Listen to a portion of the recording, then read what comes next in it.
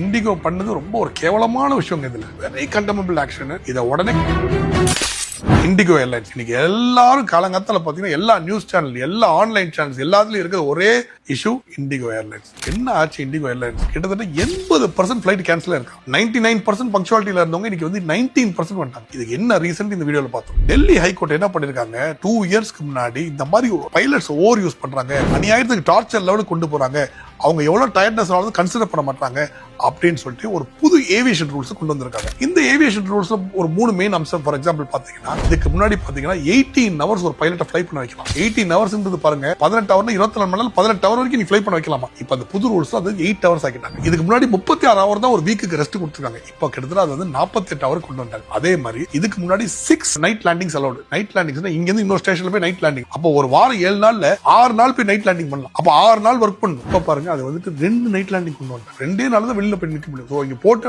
Station விட்டு வெளியில போறது 2 நாள். சோ இந்த மாதிரி பண்ணும்போது அவங்களுக்கு அவ்வளவு பெரிய மேன் பவர் ஷார்டேஜ் ஆகுது. இதுக்கு எப்ப டெட்லைன் கொடுத்தாங்கன்னா நவம்பர் 1 2025 வரைக்கும் டெட்லைன் கொடுத்திருக்காங்க. இந்த நவம்பர் 1 அந்த டெட்லைன் முடிஞ்ச உடனே நிறைய ஏர் ஃபிளைட்ஸ் பாத்தீங்கன்னா ஸ்பைஸ், ஏர் அகான்ஷா, ஏர் ஏஷியா இவங்க எல்லாம் என்ன பண்ணாங்க, புது கைட்லைன்ஸ் பிரகாரம் தன ரெக்ரூட்மெண்ட்ல ஏத்திட்டாங்க. ஆனா இண்டிகோ ஏர்லைன்ஸ் என்ன பண்ணிருக்காங்க, இது ரெக்ரூட்மெண்ட் பண்ணவே இல்லைங்க. இன்னைக்கு காலையில இருந்து கிட்டத்தட்ட 250 ஃபிளைட் கேன்சல் ஆயிருக்கு. 2ஆம் தேதியில 4ஆம் தேதி வரைக்கும் கிட்டத்தட்ட 550 ஃபிளைட் கேன்சல் ஆயிருக்கு. இதனால பாத்தீங்கன்னா ரொம்ப கலட்டா உள்ள ஏர்போர்ட்ஸ் எல்லாம் போய் இண்டிகோ ஏர்லைன்ஸ்ல கலட்டா. இதுக்கு முன்னாடி இண்டிகோ ஏர்லைன்ஸ்னாலே பங்க்சுவாலிட்டி, ஏன்னா அவங்க ஃபுட் வந்து நம்ம டாடா குரூப் மாதிரி அந்த ஏர் இந்தியா மாதிரி எல்லாம் நல்லா இல்ல, ஒரு லெவலுக்கு நல்லா இருக்கும். ஆனா இண்டிகோவோட ஸ்பெஷாலிட்டி பங்க்சுவாலிட்டி. இன்னைக்கு அந்த பங்க்சுவாலிட்டி போச்சு. ஆனா இப்ப இந்த ரெக்ரூட்மெண்ட் எக்ஸ்ட்ரா பர்சனல் இருக்காதனால புது ஏவியேஷன் ரூல்ஸ் மீட் பண்ண முடியல. புது ஏவியேஷன் ரூல்ஸ் மீட் பண்ணாதவங்கனால அவங்க ரொம்ப ஸ்ட்ரிக்ட்டா கிராக் டவுன் பண்றாங்க aviation department as per Delhi high court guidelines. இதெல்லாம் மாட்டிக்கிட்டு நடுவுல தவிக்கிறது நம்ம மக்கள், இதை புக் பண்ணவங்க தான். சோ இப்போ என்ன பண்றாங்க, இண்டிகோ ஏர்லைன்ஸ் அதுக்கு மேல போய் ஒரு ஸ்டெப் போயிட்டு இவங்க உள்ள வந்து கல்ட்டா பண்றாங்கன்னு சொல்லிட்டு ஏர்போர்ட் குள்ளேயே அலோவ் பண்ண மாட்டாங்கன்றாங்க. சோ இப்போ பாத்தீங்கன்னா ஹியூஜ் கிரவுட் எங்க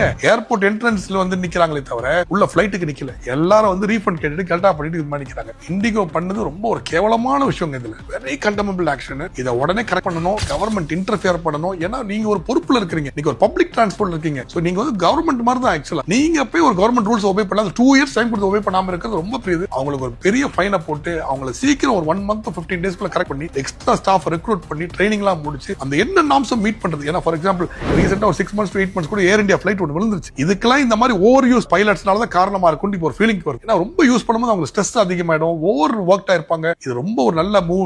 டெல்லி ஹைகோர்ட்ல இருந்து ஏதோ 5% 10% 80% போச்சு. இதனால இண்டிகோ பேர் கேவலமா நாரி இருக்கு. அவங்க உடனே கரெக்ட் பண்ணிக்கணும். கவர்மெண்ட் இது உடனே இன்டர்ஃபியர் பண்ணி, ஏன்னா திஸ் இஸ் a செக்டர் வேற ஒரு கம்பெனி நாசமா போனா கிடையாது. இது really affects peoples movement. Government உடனே இன்டர்ஃபியர் பண்ணி உடனே ஆக்ஷன் எடுத்து இதை கரெக்ட் பண்ண வேண்டியது கவர்மெண்டோட கடமை நான் நினைக்கிறேன்.